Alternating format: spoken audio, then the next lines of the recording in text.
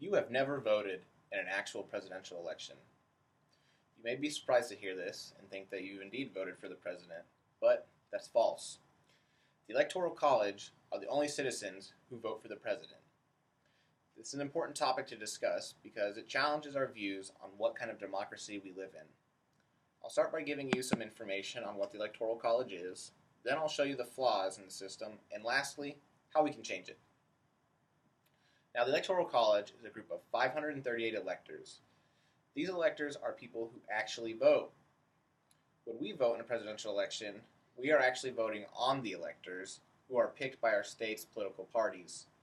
The job of these electors is to go to Washington, D.C. and vote for the candidate their state supports. In other words, we vote for the people who will vote for the candidate we like. Benjamin Bollinger in the International Social Science Review gives us some insight as to how the electoral votes are distributed.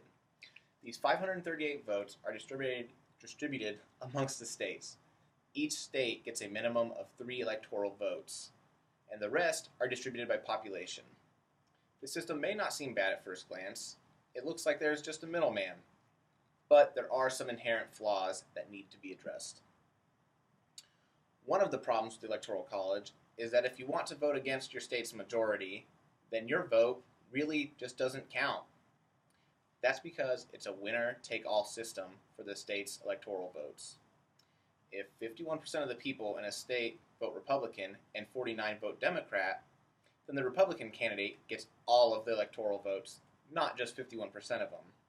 That means that 49% of the people in that state aren't getting represented in the presidential election. Carolyn Jefferson in the International Critic Review shows that this can and has led to the president being elected, even though they lost the popular vote. Another flaw in the system is faithless electors. The electors are actually under no obligation to vote for a candidate their state has chosen. And according to William Kimberling at the FEC, this happened as recently as 1988. The most unfair part of the Electoral College system has to be the way the electors are distributed.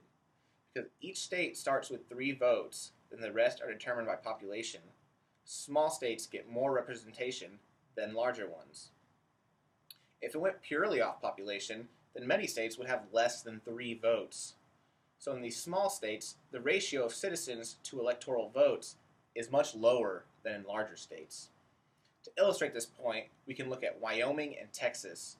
According to fairvote.org, a voter in Wyoming has 4 times the representation as a voter in Texas.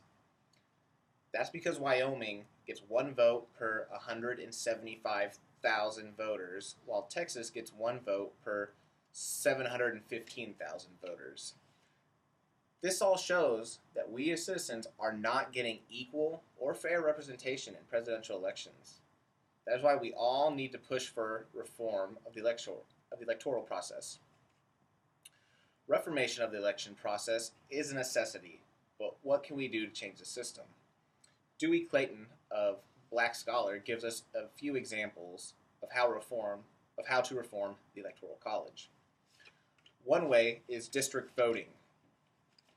With district voting, each district in a state would get a vote on its electoral votes, which means that a state could split their votes.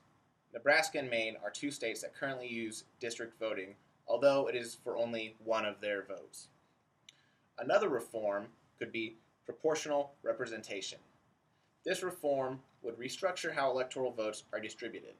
They would be divided only by population, which would mean that a voter in Wyoming would have as much say as a voter in Texas. Now, the most popular reform is direct election. Direct election would be a popular vote. It would mean dissolving the Electoral College completely and just going with the popular vote. This would mean that everyone gets a vote, and it won't matter what state you live in or whether or not you vote for the popular candidate in your state. In the past, obtaining a popular vote wasn't really a viable option because of travel times across the U.S., but now with technology, we could easily gather a popular vote. This would mean that for the first time, you could actually vote in a presidential election. To sum all this up, We don't vote for the president, and those who do are unfairly divided amongst the states. They only represent the state's majority, no matter how slim, and they don't even have to vote the way their state wants them to. This is not true democracy, and we all deserve a fair and equal voice. There are a few ways we can go about reforming the Electoral College, but the best option seems to be just to get rid of it altogether. That is why we all must come together and voice our distaste for the Electoral College and support any measure to disband it. Thank you very much.